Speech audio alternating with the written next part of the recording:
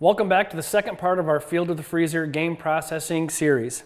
So I've already showed you how to take the front quarters and the hind quarters off of this deer. So now what I'm going to do is get right into the good stuff. We're going to take out these inner loins, and then I'm going to show you how to take these back straps out and then peel those apart and cut those into steaks in a couple different options. Again, I'm using the Butcher Light series outdoor edges. It's really handy to have everything right here on my side. So I'm going to start off, and I'm just going to peel these flank portions out of here, and you just follow right up to the end of the rib cage to expose these better. And there's some trim meat here that we can go back in and clean up a little bit later and get some burger trim, sausage, any of that kind of stuff that you want to make. But there's a little bit there once we clean it up. So I take both of those off from there, and now you can see I've really exposed these inner loins. Now these things are in here, it's real slick just to come into the edge of them, and again a little bit of slight pressure and go against the top of the backbone, or the bottom of the backbone it would be, and these will just kind of pull out of there with a little bit of pressure and a sharp knife, and they come all right out in one piece just like that. The most tender part of the deer right there. So that's how we get those out of there. So now we're going to go in and peel these back straps out of here. So there's a bone that comes in, this H bone right here that goes down to the vertebrae all the way across the back. And you can feel the point of that if you just use your finger right there. So I'll run my knife down the edge of that to the top of this blade on the backbone, and then just follow this all the way to the neck. I'll make a straight cut across here, and then I'll come back and cut. There's a shelf right here, and I'll follow this to the ribs, right along the top of the ribs where this shelf, this whole section lays in here, just like that. A little bit of pressure with my left hand, and just peeling it all out, just like that. So there's backstrap number one, and we'll flip them over here and show you how to come in. Same thing, repeat the process, find that point above that hip, come to the top of the blade, follow it all the way down to the neck, make a straight line cut there, and then cut against the ribs. And we get back to our cut here, and just a little bit of pressure here I've got held with my thumb, and we'll come in and just peel this whole back strap out of there, just like that. All right, so I'm going to move this carcass out of the way here for a second. So now, this is another really cool part that makes it easy, something that we've learned over the years. There's just, if you grab on the back side of these straps, you'll see a part that kind of separates. And once you just kind of pull on it, and most of this is that back fat, and there's a little bit of muscle in there that we'll trim up and clean up later. We're just going to put that with our trim pile here. This will get cleaned up a little bit later. Again, pulls off. You'll pull some of this fat off from here to get to this blue skin layer here, and I'm going to show you how to take that off real slick. Again, we'll put that with our trim pile to clean up here a little bit later, but I want to get to this part here is the most important.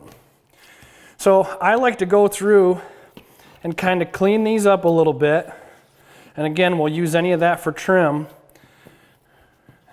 Clean off any of the bit of fat. Your venison fat is where your gaminess comes from. Any of this blue skin, this tougher stuff, works great for trim meat, for burger and salami, or whatever else you'd like to do. But I like to take these and kind of like flaying a fish. So I come in on the end of the loin with about a 20-degree angle on my blade, and I can grab that and hold it against that blue skin, and that whole layer of that tallow will come right out of there, just like that. And we'll discard that later. But now we've got a pretty clean cut here, a little bit of fat. We'll do the same thing to the other side, this blue skin that's on the top of here, and we'll just, again, clean up any of this gristle that lays here to get rid of it. There's a little bit of a tendon right there. We'll pull this piece off. I like to clean this up and square this off a little bit. It just makes a nicer looking steak. Goes into our trim pile. Again, come down to the end of this loin, A little bit of blue skin there we'll clean up. Come in and hold that knife at about a 20-degree angle, and then just hold that with your left hand, and then slide right down that blued meat, just like that.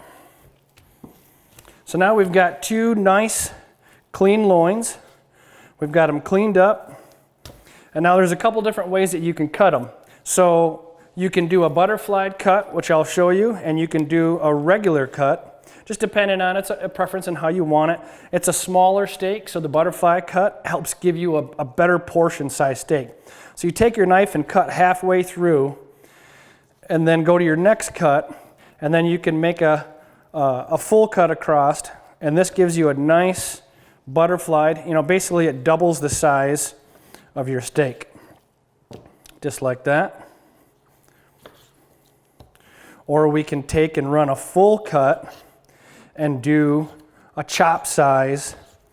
You know, we like to cut these around a 1/2 inch. These work nice for frying up. Several different ways that you can cook these. Or in some cases, some people like to either third them or halve them, and this will help. If they package, it depends on the meal that they're having, they can have a full piece of meat like this, and when it goes into the freezer in this whole form like this, you cut it out when you go to prepare it, you've got less exposure to the meat. Rather than having freezer exposure to each individual piece, if you get any of that, it's all on this one piece and you can cut it up. It just makes for a little bit better product in the end. So that's another way that you can do it there, just like that. Now, the inner tenderloins, we're just gonna go ahead and clean those up. Just get rid of some of this fat and anything that's got in here from field dressing the animal, and just make sure they're nice and clean. A little bit of blood from doing the field dressing, but just kind of clean them up like that, real nice. And we're just going to leave those whole. Those are a pretty small chunk of meat, and we can cook them up, and if we want to cut them when we fry them or whatever. And again, just cleaning up this fat.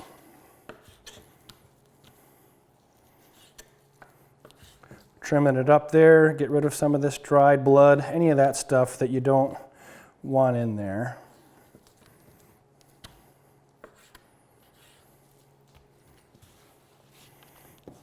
So that concludes our second video of the series.